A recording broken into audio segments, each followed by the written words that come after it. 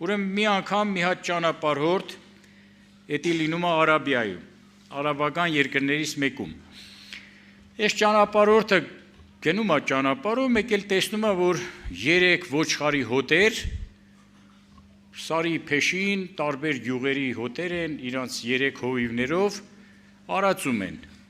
Հետո երբ որ գալիս է կեսօրվա ժամը, ոչխարները պիտի ջուր խմեն, այդ ոչխարները բոլորը միասին գալիս են ներքևում ավազան լինում, մի ավազան, ջուր խմելու տեղ։ Բոլորը գալիս են այդտեղ եւ 3 հոտերը խառնվում են իրար։ Այս ճանապարհորդը նայում է, ասում է,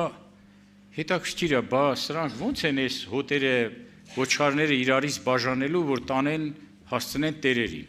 Կանգնում նայում է, տեսնում է, որ երբ որ ոչխարները ջուրը խմում են, հովիվներից մեկը կանգնում է մի քիչ հետ եւ արաբերեն լեզվով ասում է մեխ, այսինքն եկեք իմ հետևից։ Եվ մի 200 ոչխար առանձնանում են եւ գնում են այս հովի հետևից։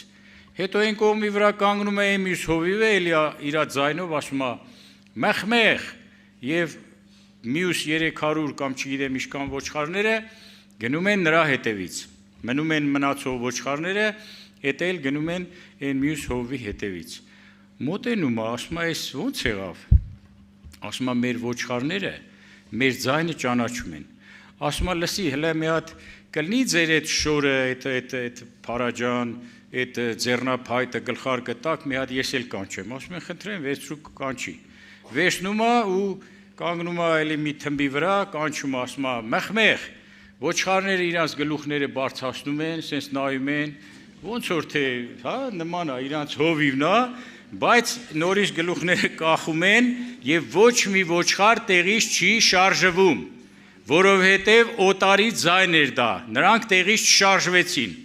Հիմա այս ճանապարհորդը հարց է տալիս, ասում է, եղբայր, իսկ լինում է, որ չեն լսում քո ձայնը, քո ոչխարներից, ասում է, ճիշտն ասած, լինում է տարին, 2 տարին մի անգամ մի քանի ոչխարներ լինում է, որ իմ ձայնը չեն լսում, բայց դրանք, ասում է, հիվանդ ոչխարներն են։ Սիրելիներ, դուք հոգևոր մարդիկ եք, մենք ոչխարների մասին չենք խոսում, մենք խոսում ենք մեր մասին։